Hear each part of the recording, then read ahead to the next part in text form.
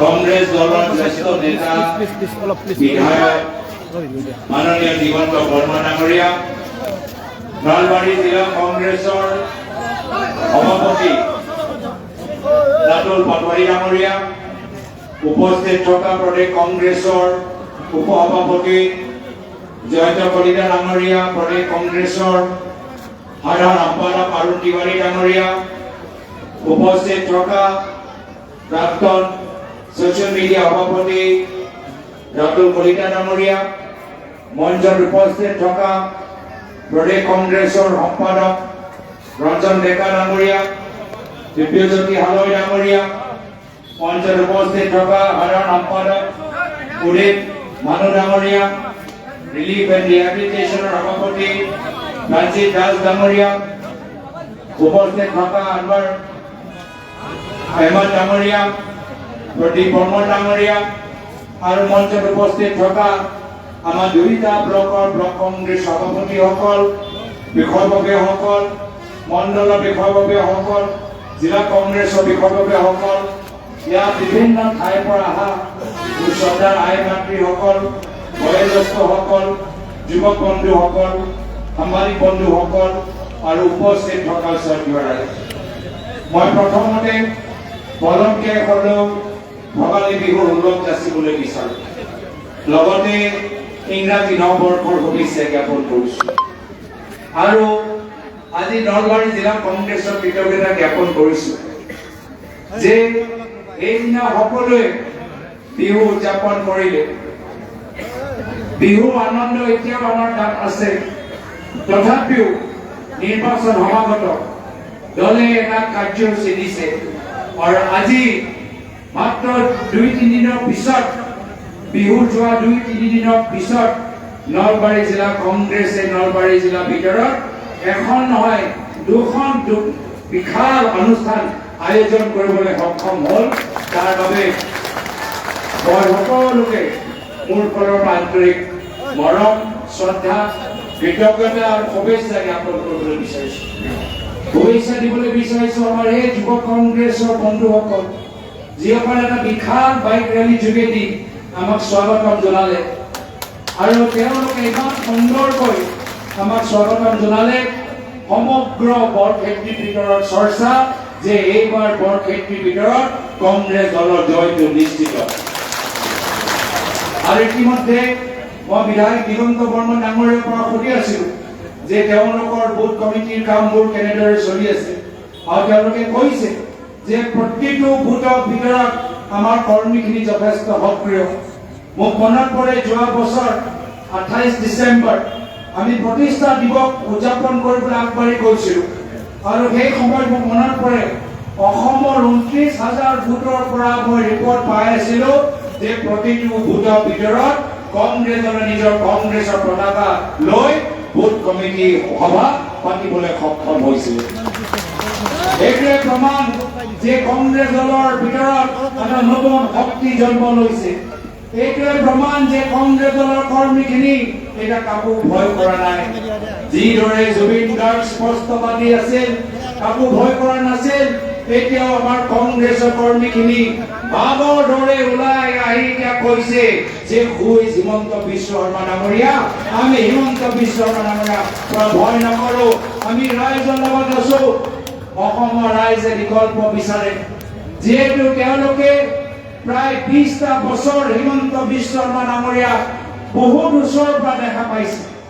আগতে দেখিলে যে কেনেদৰে হিমন্ত বিশ্ব শৰ্মা ডাঙৰীয়া আৰু তেওঁৰ বিশেষ কোম্পানী কংগ্ৰেছ দলৰ ভিতৰত নিজৰ ৰাজনৈতিক যাত্ৰা আৰম্ভ কৰি চাৰিওফালে সিন্ডিকেটৰ যোগেদি নিজৰ ধন সম্পত্তি সৃষ্টি কৰিবলৈ আৰম্ভ কৰিলে, যাৰ ফলত মানুহবোৰ লাহে লাহে কংগ্ৰেছ দলৰ ভিতৰত অলপমান আমাক বেয়া পাবলৈ আৰম্ভ কৰিলে।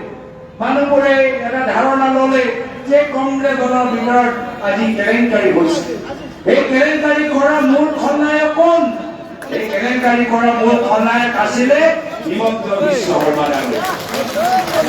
যি কাৰণৰ বাবে অসমৰ জনসাধাৰণে কংগ্ৰেছ দলক বেয়া পাইছে, কংগ্ৰেছ দলক বিভিন্ন কেলেংকাৰীৰ লগত সম্পৰ্ক থকা এটা দল ভাবিছে, এই ধাৰণাৰ পিছত মূল কাৰণ হ'ল হিমন্ত বিশ্ব শৰ্মা ডাঙৰীয়া। আৰু আজি যি তেওঁ সিন্ডিকেটৰ যোগেদি নিজৰ ধন সম্পত্তি আৰম্ভ কৰিলে, বনাবলৈ আৰম্ভ কৰিলে কংগ্ৰেছ দলৰ ভিতৰত, এতিয়া বিজেপি দলত সোমাই যোৱা 10টা বছৰৰ ভিতৰত কোনো বিজেপি দল তেওঁ কৰা নাই।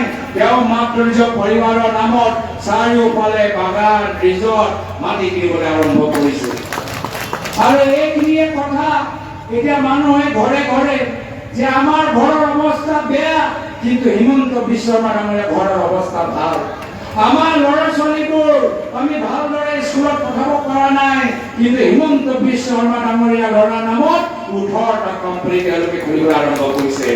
আমাৰ গাঁৱৰ মহিলাবোৰ কৈছে যে আমাৰ ওপৰত আমাৰ আত্মসহায়ক গোটৰ ধাৰ আছে, আৰু হিমন্ত বিশ্ব শৰ্মা ডাঙৰীয়া পৰিবাৰ এতিয়া কৰোড়পতি হৈ গৈছে।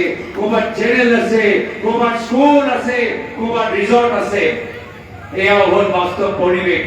সেইকাৰণে এইবাৰ মানুহে থিৰাং কৰি থৈছে যে 20টা বছৰৰ পৰা অসমৰ ৰাজনীতিক নিম্ন স্তৰত লৈ যোৱা এই হিমন্ত বিশ্ব শৰ্মা ডাঙৰীয়া আজি অসমৰ ৰাজনীতিৰ পৰা উফৰাব লাগিব।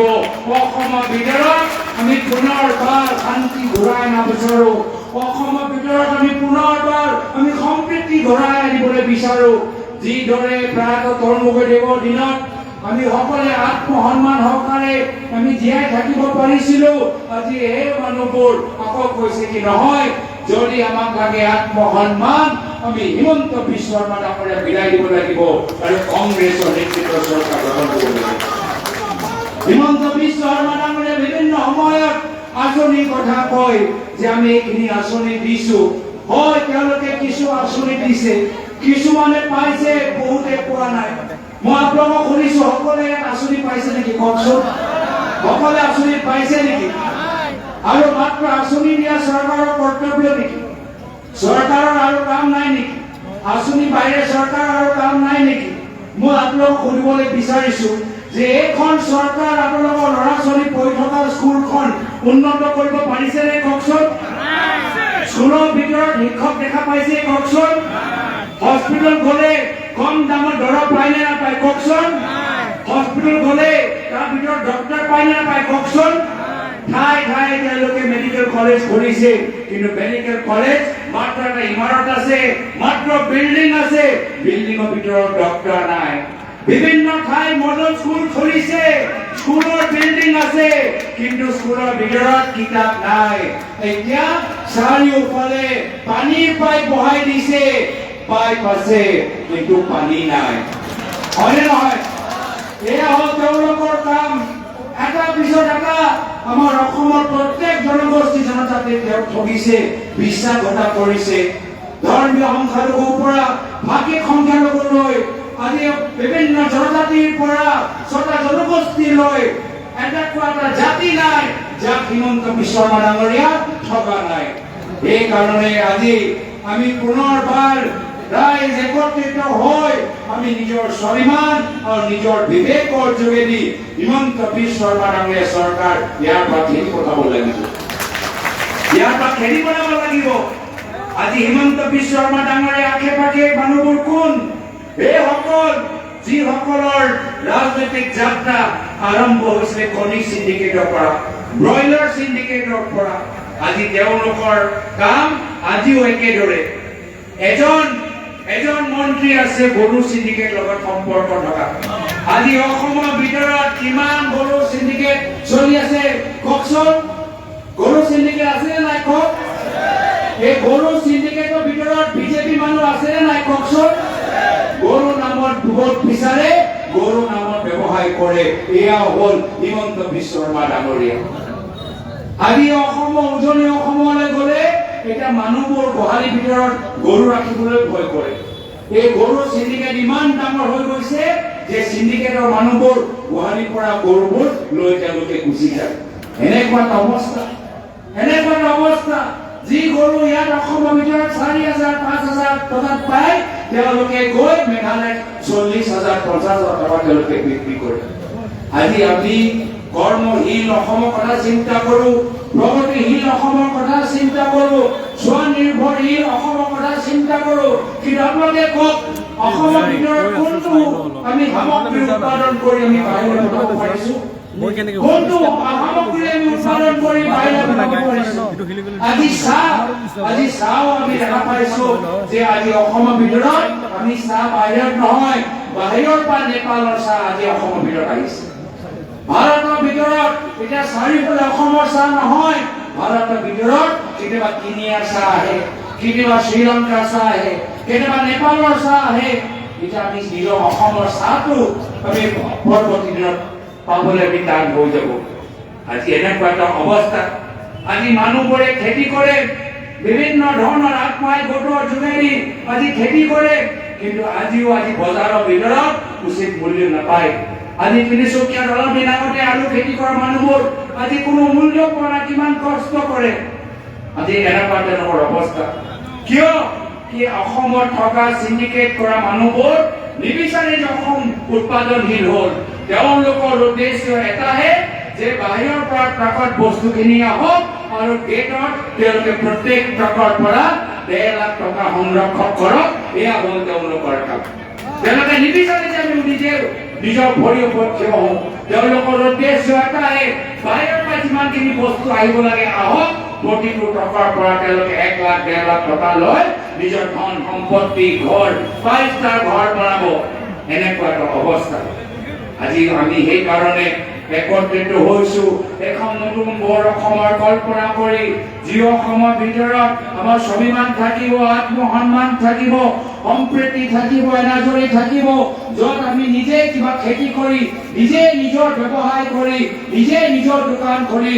আমি নিজৰ ঘৰখন চলাব পাৰো এনেকুৱা এখন অসমৰ আমি কল্পনা কৰিবলৈ ওলাই আহিছো আৰু সেইকাৰণে আমি এনেকুৱা এখন অসম আমাক লাগিব যি অসমৰ ভিতৰত আমাৰ যুৱকখিনি শিক্ষিত হওক কিন্তু আজি তাৰিখত আমি কি দেখা পাইছো যে আজি গাঁৱৰ ভিতৰত ল'ৰা ছোৱালী পঢ়াবলৈ স্কুল নাই কিন্তু তেওঁলোকৰ জীৱন ধ্বংস কৰিবলৈ চাৰিওফালে আমি মদৰ দোকান আমি দেখা পাইছো চাৰিওফালে মদৰ দোকান দেখা পাইছো এতিয়া ল'ৰা ছোৱালী তেওঁলোকৰ চাৰ্টিফিকেট নাই স্কলাৰশ্বিপ নাই ITI চাৰ্টিফিকেট নাই এতিয়া হতাশ হৈ ল'ৰা ছোৱালীৰ হাতত আমি তেওঁলোকৰ হাতত ড্ৰাগছ দেখা পাইছো এনেকুৱা এটা অৱস্থা ক'ত গৈ আছে আমাৰ অসম আমাৰ এই হিমন্ত বিশ্ব শৰ্মা ডাঙৰীয়া আমাৰ লোকৰ মাজত ধৰ্ম নামত ভাষা নামত উজনি নামনি নামত জনগোষ্ঠী জনজাতি নামত কাৰ্য লগাব সংঘাত লগাব আৰু আমাৰ যুৱকৰ মাজত আজি ড্ৰাগছ আৰু মদৰ লৈ বেমাৰী চাৰিওফালে তেওঁ বিয়পি দিছে আজি এনেকুৱা এটা অৱস্থা এইকাৰণে আজি আমি দুখিত কি আজি এই ড্ৰাগছৰ মদৰ বাবে এতিয়া দিনে দিনে অপৰাধ বাঢ়ি গৈছে দিনে দিনে অপৰাধ বাঢ়ি গৈছে ঘৰৰ ভিতৰত মাৰপিট হৈছে সৰু সৰু কেঁচুৱা তেওঁলোকৰ ঘৰৰ পৰা বিভিন্ন ধৰণৰ সিন্ডিকেট কিডনেপ কৰি লৈ গৈছে বিভিন্ন ধৰণৰ এতিয়া মাৰপিট গেং ভাইলেন্স ক'ৰবাত পিস্তলৰ ক'ৰবাত মহিলাৰ আজি নিৰাপত্তা লৈ প্ৰশ্ন হয় কিন্তু তথাপিও ইমান অপৰাধ বাঢ়ি যোৱাৰ পিছত যেতিয়া দুখীয়া মানুহবোৰ অসমত পুলিচ থানাত যায় তেতিয়া গম পায় যে পুলিচ আজি তাৰিখত FIR নলয় আজি তাৰিখত পুলিচে FIR নলয় কিয় কি হিমন্ত বিশ্ব শৰ্মা ডাঙৰীয়াই নিৰ্দেশ দিছে যে তোমালোকে FIR নলবা নহলে অপৰাধ কিমান বাঢ়ি গৈছে এইটো সবে গম পাই যাব মোৰ ছবি বেয়া হৈ যাব আজি এনেকুৱা অৱস্থা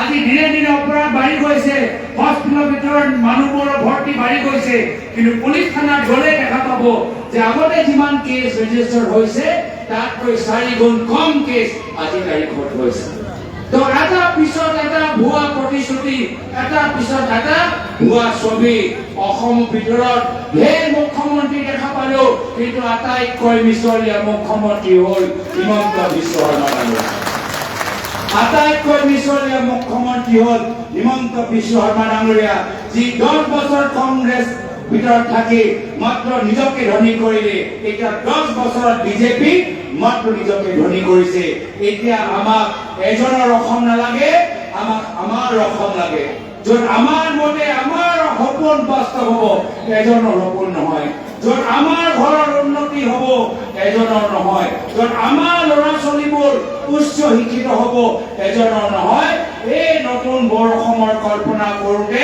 কংগ্ৰেছ দল ওলাই আহিছে সেইকাৰণে আপোনালোকৰ মাজত আমি সোমাইছো আৰু ৰাইজে আমাক আদৰিছে, মহিলাসকলে আমাক আদৰিছে, যুৱকসকলে আমাক আদৰিছে, বয়োজ্যেষ্ঠসকলে আমাক আদৰিছে। প্ৰত্যেক জনগোষ্ঠী জনজাতিয়ে কৈছে যে নিশ্চিত এইবাৰ মুখ্যমন্ত্ৰী সলনি হ'ব কংগ্ৰেছৰ নেতৃত্বৰ চৰকাৰৰ। মই আজি তাৰিখত বিশেষ আৰু দীঘলীয়া নকৰো। আজি এই অনুষ্ঠানত যিদৰে সকলোৱে আগভাগ ল'লে সকলোকে মোৰ ফালৰ পৰা ধন্যবাদ কৃতজ্ঞতা জ্ঞাপন কৰি সকলোৰ ঘৰৰ মংগলৰ কামনা জনাই মই শেষত গৈ মাত্ৰ সকলক মই সজাগ হ'বলৈ কৈছো যে আজি তাৰিখত বিজেপি দল গম পাই গৈছে যে আজি তেওঁলোকৰ পৰাজয়টো নিশ্চিত। আৰু পৰাজয়টো নিশ্চিতভাৱে কি কৰিছে, উত্তৰ প্ৰদেশ আৰু বিহাৰৰ পৰা মানুহ মাতি আনি আমাৰ ভোটৰ তালিকাৰ ভিতৰত তেওঁলোকৰ নাম সোমাবলৈ বিচাৰিছে। এতিয়া হিমন্ত বিশ্ব শৰ্মা ডাঙৰীয়া অসমৰ মানুহৰ ভোটৰ ভৰসা নহয়, তেওঁ উত্তৰ প্ৰদেশ বিহাৰৰ মানুহৰ ভোটৰ ভৰসা ওপৰত এতিয়া মুখ্যমন্ত্ৰী হ'বলৈ বিচাৰে। জানে যে আমাৰ অসমৰ খিলঞ্জীয়া মানুহবোৰ, বঙালী মানুহবোৰ, আমাৰ বড়ো মানুহ, ৰাভা মানুহ, আমাৰ ইছলাম ধৰ্মী মানুহবোৰ আজি হিমন্ত বিশ্ব শৰ্মা ডাঙৰীয়াক ভোট নিদিয়ে। বিটিআৰ নিৰ্বাচনত আমি দেখা পালো যে যিমান আসন সৰ্বানন্দ সোণোৱাল ডাঙৰীয়াই মুখ্যমন্ত্ৰী হৈ থকা সময়ত পালে তাতকৈ কম আসন হিমন্ত বিশ্ব শৰ্মা ডাঙৰীয়া বিজেপি দলৰ বাবে ভিতৰত আনিবলৈ এতিয়া তেওঁ সক্ষম হ'ল। সেইকাৰণে এতিয়া তেওঁলোকে কি কৰিছে যে বাহিৰৰ পৰা ভোটৰ মানুহবোৰ আমাৰ ভোটাৰ তালিকাৰ ভিতৰত সোমাইছে আৰু আমাৰ ভিতৰত বিভিন্ন সমষ্টিৰ ভিতৰত যিসকলে কংগ্ৰেছক ভোট দিয়ে তেওঁলোকৰ নাম কৰ্তন কৰিবলৈ বিচাৰে। আৰু এই গোটেই ষড়যন্ত্ৰত আমি গম পালো কেতিয়া, যেতিয়া বিজেপি দলৰ সভাপতি এটা জুম মিটিঙৰ ভিতৰত এইখিনিয়ে কথা আলোচনা কৰিছে যে এতিয়াতো আমাৰ চৰকাৰ যাব, কেনেকৈ নিজৰ চৰকাৰ বচাব পাৰো, কেনেকৈ নিজৰ চিণ্ডিকেট বচাব পাৰো, হয় বাহিৰৰ পৰা মানুহ আনো আৰু কংগ্ৰেছৰ পক্ষৰ নামবোৰ আমি কৰ্তন কৰিব লাগে। সেইকাৰণে অশোক সিংহ ডাঙৰীয়াক আজি পঠাইছে উজনি অসমত আৰু আনজন মন্ত্ৰীক পঠাইছে নামনি অসমত। আমি কেন্দ্ৰীয় নিৰ্বাচনী আয়োগক আমি ইয়াৰ পৰা ক'বলৈ বিচাৰিছো যে সমগ্ৰ ভাৰতৰ জনসাধাৰণৰ চকু আপোনালোকৰ ওপৰত আছে। এটা সাংবিধানিক অনুষ্ঠানৰ শক্তি ক্ষমতা কেতিয়াই থাকে সেটা জনসাধাৰণৰ ভৰসা সেই অনুষ্ঠানৰ ভিতৰত ওপৰত থাকে, কিন্তু যিদিনা এই অনুষ্ঠানৰ পৰা জনসাধাৰণৰ ভৰসা কৰি যাব সেই অনুষ্ঠানটো কোনে গুৰুত্ব সহকাৰে নল'ব। সেইকাৰণে নিৰপেক্ষভাৱে নিৰ্বাচনী কামবোৰ আমাৰ কেন্দ্ৰীয় নিৰ্বাচনী আয়োগে চলাব লাগিব। আৰু ইতিমধ্যে আমি গোটেই ৰিপৰ্ট কোন বিএলঅ'য়ে ক'ত আজি তেওঁলোকে কাৰ নিৰ্দেশত আজি ভোটৰ ভিতৰত খেলি মেলি কৰিবলৈ বিচাৰিছে গোটেই তালিকা আমি সংগ্ৰহ কৰিছো। তো সেইকাৰণে মই অনুৰোধ জনাইছো যে কোনো আমাৰ চৰকাৰী বিষয়া ৰাজনৈতিক হেঁচাত কিবা বেয়া কাম বা অপৰাধৰ কাম নকৰে, তেওঁলোকৰ বাস্তৱ হয়, সংবিধানৰ হয়, অসমৰ হয় তেওঁলোকে কামখিনি কৰি যায়গৈ। তো সেইকাৰণে মই আশাবাদী যে মানুহবোৰ সজাগ হৈছে আৰু সজাগ হ'ব। এইখিনিয়ে কথা কৈ মই নিজৰ চমু দুআষাৰ সামৰিছো। ধন্যবাদ। জয় হিন্দ, জয় আজাদ।